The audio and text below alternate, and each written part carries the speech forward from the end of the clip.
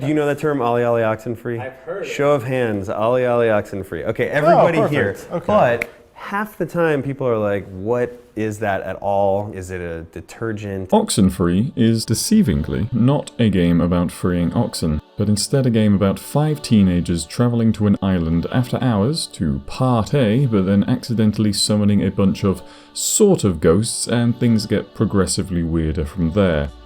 It is the debut effort from the 6-person Night School studio, which was founded in 2014 by cousins Sean Crankle, who had previously worked for Telltale, and Adam Hines, who had worked for Disney Interactive Studios.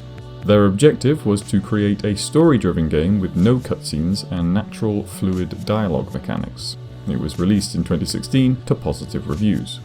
Visually, I think the game's backdrops look fantastic. I can't really think of another example to compare it to. It's unique. It's like walking around in watercolour paintings. Mostly dark, sombre colours to reflect the eeriness of travelling the island at night, but there are a couple of occasions where you get to see it in the daylight, and it totally transforms into somewhere quite pleasant despite the scenery being the same. The island at this point in time is generally uninhabited but for a small tourist industry. It used to be a military base, but since it was decommissioned there have been a couple of attempts to develop it into something new, and they've all fallen through. It nails the semi-abandoned nature of an island that now receives few visitors. The character models I'm not quite as sold on. I actually like the visual design of each character. They're all distinct from one another but are totally believable as teenagers. But the studio produced 4 short videos each on an aspect of the game, and in the art one they do mention that it was a challenge to get the models to blend with the background. And while I can see how that would be challenging, it's a bit iffy on the execution. It works fine sometimes, but there are also times when a character will be interacting with the environment or walking down a path and it won't look quite right. I had a couple of nitpicks with the animation as well. It would sometimes stutter a bit, and there was some stuff that looked a bit unnatural, but it really wasn't a big deal, and considering the size of the studio, it's barely worth mentioning. If you've already heard of Oxenfree, then chances are you've heard that its soundtrack is pretty damn good. Composed by Andrew Roman under his stage name scntfc, or I assume scientific, he created a soundtrack of unique, bass-filled, synth-heavy music that's both haunting and ominous, yet often catchy at the same time. When attempting to describe to Andrew what he was hoping for from the soundtrack, Adam Hines used John Carpenter mixed with Boards of Canada. Hipsters, flavour of the month, still going strong. Boards of Canada. Word. Oh, Christ. I had not heard of Boards of Canada before, but then I am essentially a musical plebeian, so that's not a huge surprise. Having given them a bit of a listen, I can see some similarity, though I do much prefer the Oxenfree soundtrack. The only issue with the music is that there's no volume control for it. There's next to no options at all, actually.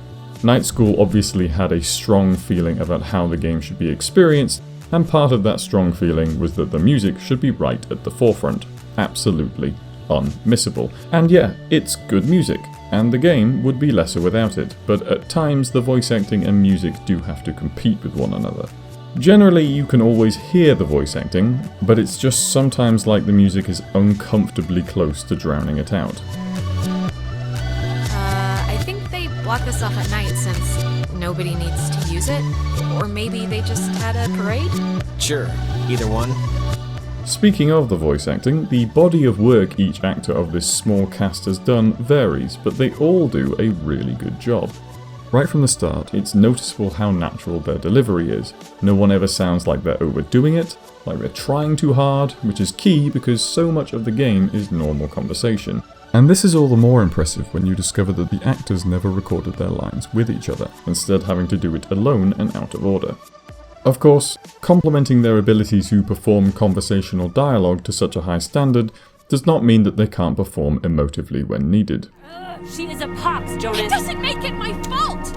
Anyone could have been there, anyone, and then they would have had to watch him die, you unbelievable prick! Though, interestingly, and I guess this was a stylistic choice as the actors clearly are of a caliber where they could do more, there are times, particularly early on, when one would expect them to react with a little more alarm.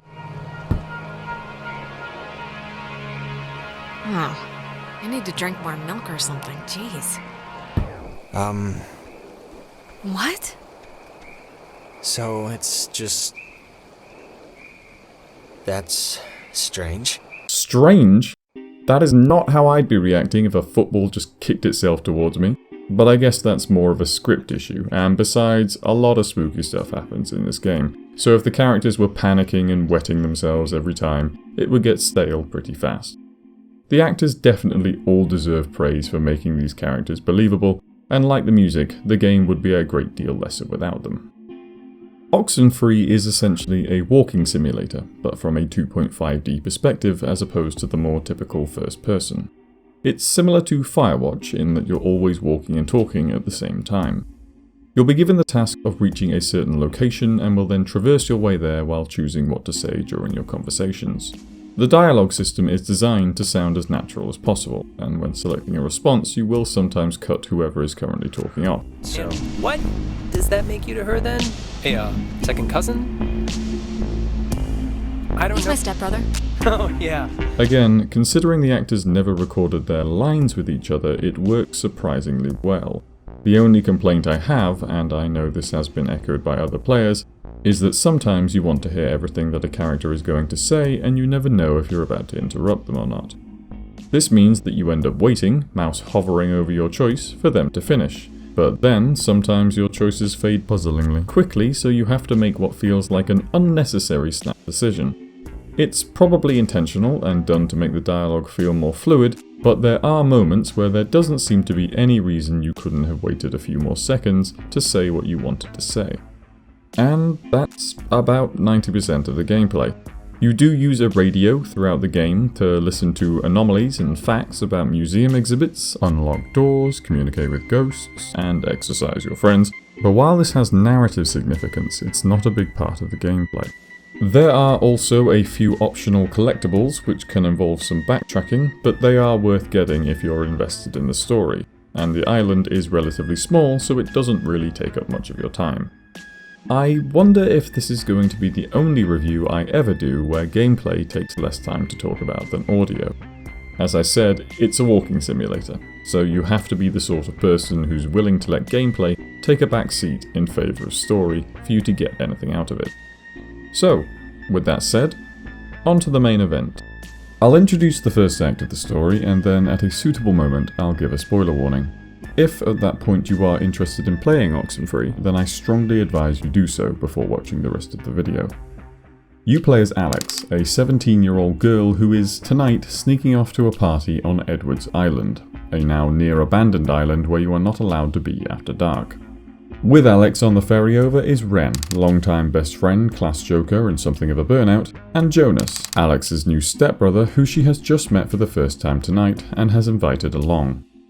Once on the island, you discover only two other people have come. Nona, a girl Ren fancies and a bit of an airhead, and Clarissa, the popular high school bitch who used to date Alex's recently deceased brother Michael and clearly dislikes Alex.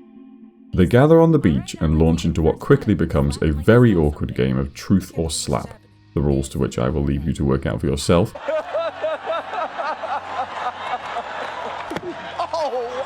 After Clarissa uses her question to ask Alex why her parents got a divorce, suggesting that her mum and Jonas's dad might split as well. The reason is because Alex's parents couldn't handle the strain that Michael's death put on them. So, yeah, not a great start to the party. Ren takes Alex and Jonas over to a nearby cave where he has Alex use the radio she has brought to somehow produce a strange phenomena where light appears when tuning to certain frequencies. Jonas heads into the cave to further investigate and Alex follows him in. Ren stays outside because he's just eaten a weed brownie and is feeling a bit woozy. Inside the cave, Jonas and Alex find a mysterious triangle floating in midair. Alex uses the radio again, which causes the triangle to expand, and then through this new triangle, distorted, disembodied voices ask if leave is possible. Is leave possible?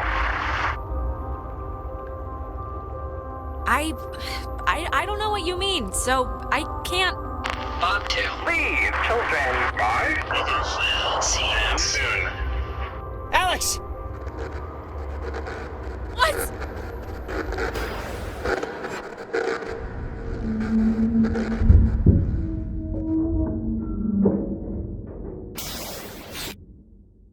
Alright, If that's intrigued you enough to go play the game, then skip to here for the general conclusion, because it's full spoilers from here on. Jonas and Alex awake at the foot of the island's comms tower, with no memory as to how they got there. Freaked out, they climb the tower and attempt to reach someone off island, but aren't able to. The phone rings. It's Ren. He's woken up in a way station halfway across the island. Then the phone rings again. This time it's Clarissa. She's woken up in Fort Milner, the abandoned military outpost on the other side of the island. You have to pick which one to go and rescue first. The choice is more or less redundant, as whichever one you pick first doesn't significantly impact the other. It's not really needed, especially because the devs clearly knew that most people would pick Ren first, as you are more likely to want to rescue your funny best friend over the bitch who hates you. And rescuing Clarissa ends up being considerably more dramatic, so it seems like the more sensible order for the story to follow. It's probably unnecessary for me to dive too deep into this, but I do wonder if first Ren then Clarissa was the initial intended order, as the route to Ren goes like this. From him, you can then cross this bridge to get to Fort Milner, where Clarissa is. However, if you rescue Clarissa first, the bridge is locked off, because otherwise you would be skipping the events that take place en route to Ren, and so you have to double back on yourself. Maybe, maybe not. I just can't help but wonder if this was the devs attempting to force some non-linearity into the story. Let's start with Ren then. Shortly after setting out, Alex and Jonas suddenly find themselves stuck in a time loop. Initially, only Alex can remember. Each loop changes slightly. This is the part where the football seemingly rolls towards you of its own accord. And shortly after this, something burns itself into a wall. Alex and Jonas are now convinced they are dealing with ghosts. The loop after this, Jonas disappears, and Alex's reflection in a nearby body of water gives her advice on what she should advise Michael to do regarding Clarissa. Which is strange considering Michael is dead, and because her reflection is talking to her.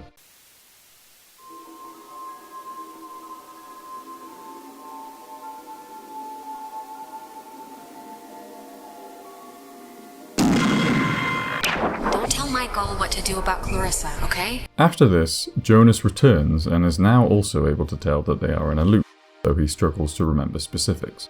This time they find a reel-to-reel tape recorder, and when Alex uses it, they break out of the loop. They continue on towards Ren and come across Nona, who is totally freaked out. She doesn't give complete details, but aside from also waking up with no memory of how she got there, she has also apparently already seen you since the blackout, and the experience was, quote, horrible, and had something to do with her grandfather. Alex and Jonas try to convince her to come with them, but she doesn't trust you and refuses, so it is instead agreed that she will head to the comms tower. Finally, they reach Ren, who is panicked but otherwise fine, and they have a short conversation before suddenly finding themselves in another loop. This time Ren is acting strange. Alex breaks the loop by using the tape recorders again, and they find Ren standing at the edge of a cliff. Clearly he is possessed in some way. With no other ideas, Alex uses the radio to exorcise Ren, and in the process creates another triangle through which the ghosts speak. What they say continues to be cryptic. They mention leave being possible, that they were young once, and that they were grounded by Adler, referring to Maggie Adler, an old woman who used to live on the island and had done so for a long time until she died 3 days ago. After this, Ren wakes up, understandably freaked out, but not so freaked out that he doesn't leap at the chance to join Nona at the comms tower while Jonas and Alex head to Fort Milner to collect Clarissa. Look, we'll split up. You guys do that, and I can go tend to the lovely damsel distressed in the old tower. I wish you wouldn't put it that way, but... Just keep it in your pants, okay? No promises. Actually, wait. That kind of sounds like I'm gonna force myself on her. Yeah, I was just gonna say... Once in Fort Milner, both see Clarissa head into a nearby room. Jonas charges in after her and the door slams shut, leaving Alex by herself. She passes by a mirror and has a second experience with her talking reflection. This time advising her on whether or not she should allow Jonas to speak to his mum. Like the last time, this is strange because Jonas's mum is dead. Alex is then able to unlock the door, freeing Jonas, but there is no sign of Clarissa. Then Jonas has to go pee-pee. This means that Oxenfree joins what I assume is a pretty small collection of games that feature someone relieving themselves, what with video game characters typically having a near Herculean ability to hold it in. But while this is no doubt a daring step forward for the representation of having to go toilet in interactive media, I can't help but feel it would have been truly groundbreaking if Jonas had instead dropped his pants, squatted in the corner and straight up shat on the floor. Shortly afterwards, they are trapped in a classroom where the ghosts threaten to hang them. In the game of Hangman they're playing. Except... Hangman? Be sharp and listen, mister. This is going to tell the classification board a lot about what can be expected of you in the future. How many questions will you be able to get in the allotted time? Like a test? This isn't how you play Hangman. It's a short quiz. The 3 questions are about when the military was using the island, with the third being how many officers died in the sinking of the USS Kanaloa. One can find out from one of the museum audio exhibits dotted around the island that this was a World War II submarine with an experimental nuclear reactor, which was apparently sunk in 1943 by the Japanese not far from the island, killing all of the 85 officers and 12 passengers on board. Evidently, this is who the ghosts are. Finally, they reach Clarissa and attempt to use the radio she found to reach someone off island, but unfortunately it can only be used for the base. Then another time loop triggers. They walk back into the room and find Clarissa hanged. They loop again. Now there's no sign of Clarissa. Alex uses the tape recorder to break the loop and Clarissa appears. But... Clarissa! Clarissa, what are you doing?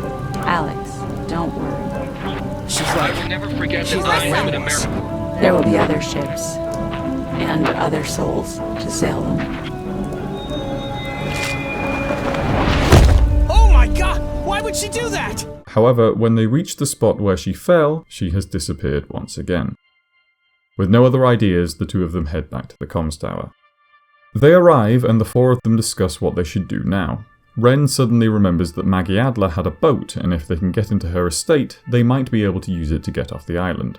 It's pointed out that Maggie's estate is behind a huge gate, but Ren claims that his sister worked at an office in town that had to deliver her post and thus had a key which they can go and get. This triggers a huge blow-up argument between Ren and Jonas, which does seem to come a bit out of nowhere as there hasn't been much tension between them up to this point. But there is a reason. Shortly after Jonas and Alex get back to the comms tower, Ren admitted he had taken another weed brownie, which is, of course, a really dumb thing to do, given the circumstances. That being said, Jonas is overly vicious in his attacks on Ren's character, and furthermore he is arguing that they don't follow Ren's plan despite not having one of his own. It's all leading up to the choice of who do you want to take into town with you to get the key. Ren, Jonas, or if you prefer to get away from both of them, Nona. Alex and partner travel into town and come across a possessed Clarissa chilling on a lamppost. Alex starts using the radio to exorcise her, but the ghosts prevent her from finishing, indicating that they have grown more powerful. She talks of inner fury and being tired, and it's as if it's both Clarissa and the ghost speaking. The implication seems to be that she's suffering from depression. Then the ghosts leave her. She seems to be fine, but can't remember how she got there. She starts to say she can remember Alex using the radio, and that everything was Alex's fault. All of a sudden, the 5 of them are together again. It's strange. The fire is burning, but they aren't at the beach. They seem to be aware of their current situation, but are playing the truth or slap game again. You're gonna learn, Jonas. I swear to God. The town looks at her like she has a red letter tattooed on her frickin' forehead. And the giant, lit up, Christmas tree reason why is that Michael is dead because of her. Because of her. Like, do you understand who you're living with? It would take a very sick person to see it that way, and I would love to hear the explanation. Michael was gonna leave town. He was free. He was out of here until this one convinced him to take her swimming for one last God knows what. And he drowned. He drowned in Horn Lake while this one could barely flap her arms. Clarissa. She is a pox, Jonas. It doesn't make it my fault! Anyone could have been there, anyone, and then they would have had to watch him die, you unbelievable prick! Whether or not this confrontation actually happened is unclear, but I'm going to put a pin in it for now and come back to it a little later in the story. The scene concludes with Clarissa apparently becoming possessed again, before returning to Alex and companion, now sans Clarissa. Again. They continue with the plan, breaking into the office where they find the key is actually another radio but one with a great deal more frequencies on it. which can be used to unlock the gate by tuning into the right one. They start back, but Alex soon finds herself in another strange vision, though this one seems more like a memory. Michael is alive and dating Clarissa, and the three of you are visiting the island. Everything is very pleasant and sweet, including Clarissa, who is being very nice to Alex and seems to be making an attempt to get to know her. By actually meeting Michael in the flesh, we see that he is clearly one of those almost supernaturally perfect beings. Intelligent, athletic, studious, charismatic, and kind-hearted. While obviously this kind of character only really exists within fiction, these scenes with him help you appreciate how much it must have hurt for Clarissa and Alex to lose him. Before long though, Alex comes to, and she and partner continue on to Adler's estate, where the other two are waiting. Alex uses the radio to unlock the gate, but the boat they find needs keys. Her house has the same kind of radio lock on it, so they let themselves in to search for them. Inside, they find Clarissa, who, naturally, cannot remember how she got into the estate, let alone the house. Let me take this pin out now. Just to remind you, it wasn't clear whether or not Clarissa had ever actually directly accused Alex of Michael's death, but if you speak to her while searching for the boat keys... For the 800th time, and I don't even know why I feel like I have to keep selling you on this, but here goes again. Michael wasn't my fault. As long as you believe it, I guess. So what we saw might not be an event that actually happened between them, but it's clear from this short conversation that they have had the conversation before. And this is unbelievably fucked up. While Clarissa is clearly going through her own issues at the moment, in another playthrough, instead of talking about Michael's death, you can suggest she needs therapy and she will respond that she tried it but it didn't work out. But this is such a horribly cruel accusation that it is, in my eyes, almost irredeemable. They find the key to the boat, but as they make to leave the house, they are transported back in. Jonas, Ren and Nona are all unconscious, while a possessed Clarissa challenges Alex to a game of I Spy. Once finished, the ghosts, through possessed Clarissa, inform Alex that she and her friends have been, for want of a better word, infected, and they have until dawn when the ghosts will take over their bodies. Immediately afterwards, Alex has to use the tape machines to break out, and she has her third and final mirror moment, with her reflection advising her on how/if she should influence Michael. All but Clarissa reappear in the house and discuss what they've just been told.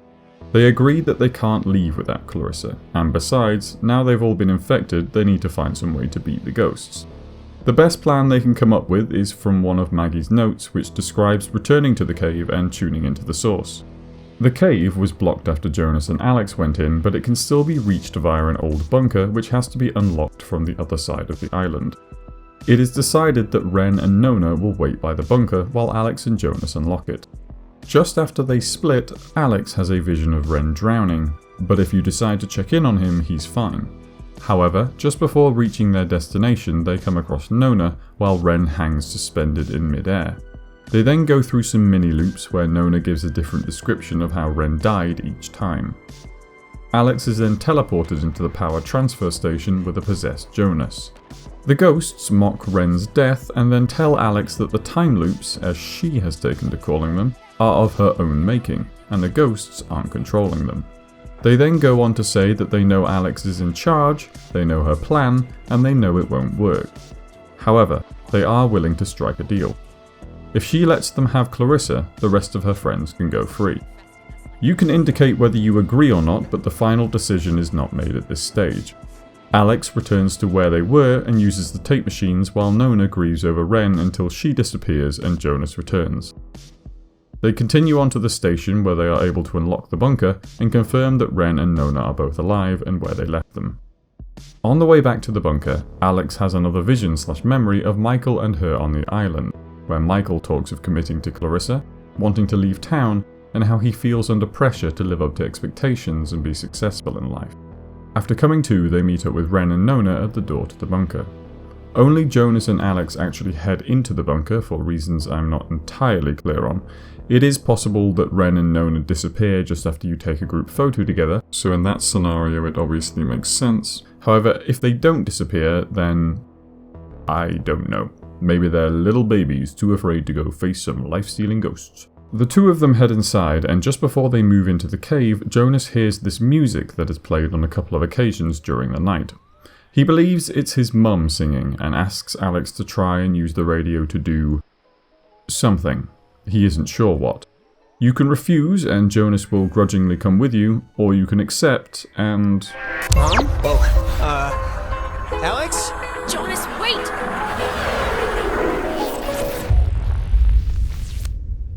Jonas, I need you! Come back! Come... You gotta go in by yourself. In the final confrontation, you are ultimately faced with one of three choices. 1. You can save Alex, Ren, Nona and Jonas by abandoning Clarissa to the ghosts. 2. You can save everyone apart from Alex by having her close the portal from the inside, sealing her in with the ghosts. 3. Those collectibles I mentioned in the beginning, I'm going to go over them in more detail later, are secret letters written by Maggie Adler, and a few of these mention names of the crew aboard the Kanaloa. If Alex directly appeals to one of these people, the ghosts seem to let you go. Regardless of which you choose, Alex then goes through each of the 3 mirror sections again, only now she's on the other side of it and speaking as the reflection giving the advice. This twist won't come as a huge surprise if, when receiving the advice, you recognise the Steam username hovering above the Alex in the mirror. You're receiving advice from someone else who has already played the game.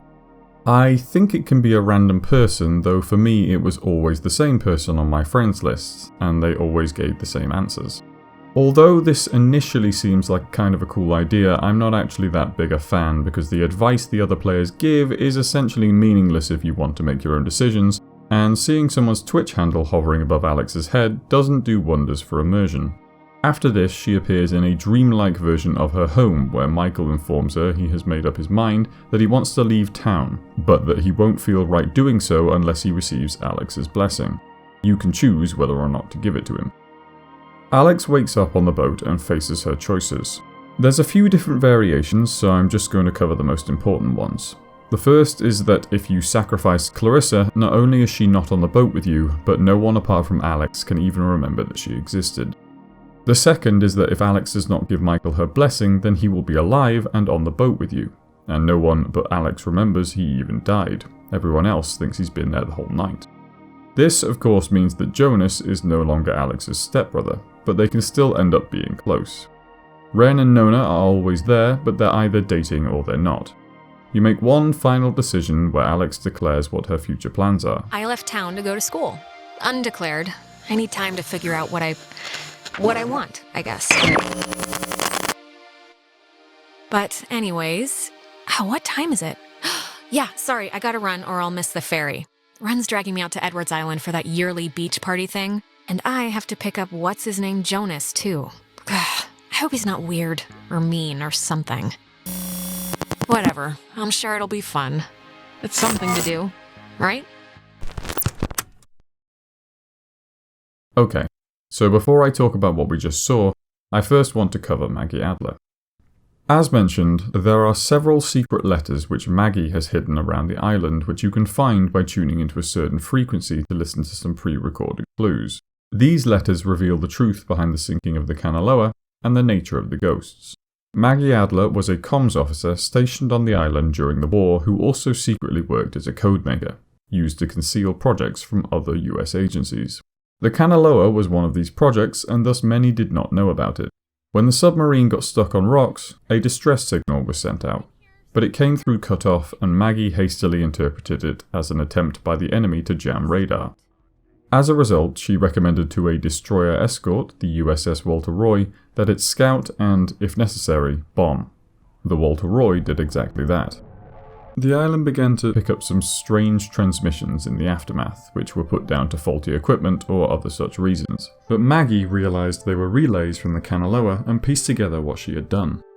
Although ghosts is still an apt description, Maggie theorised that the implosion of the Kanaloa's nuclear reactor had separated the crew from their dimensional existence and had reduced their emotional states to that of children, which explains all the games. She and her friend Anna made a plan to try to bring them back by tuning into the source in the cave, but the power overwhelmed them and Anna was sucked in. Maggie spent the rest of her days attempting to hide what had happened in an attempt to protect others, but clearly had a change of heart as death approached. So now we're up to speed on what happened to the Kanaloa, let's discuss what just happened at the end. On the face of it, it appears that Alex is still caught within a time loop. and thus, despite the epilogue, no matter what choices you make, they will all reset and live out the night over and over again forever. However, this explanation might be too simple. After you finish letting the credits roll and return to the start screen, the game will prompt you to continue timeline, and you can start again. It's largely the same experience, though you can obviously choose to make different decisions regarding what you say, and to a lesser extent who accompanies you and what order you do things in. But certain scenes differ. He drowned. He took a fall. She fell. Most noticeably when Alex talks to the ghosts for the first time. It's You again. you'll Give up the struggle. to Live to escape eventually. This story. Me again? What do you mean? This is not the only time the ghosts seemingly make reference to the time loop. It feels good to break script here, we'll admit. You and us, we've played these parts for a long time, and we will continue to play them. Forever, in a conscription by God.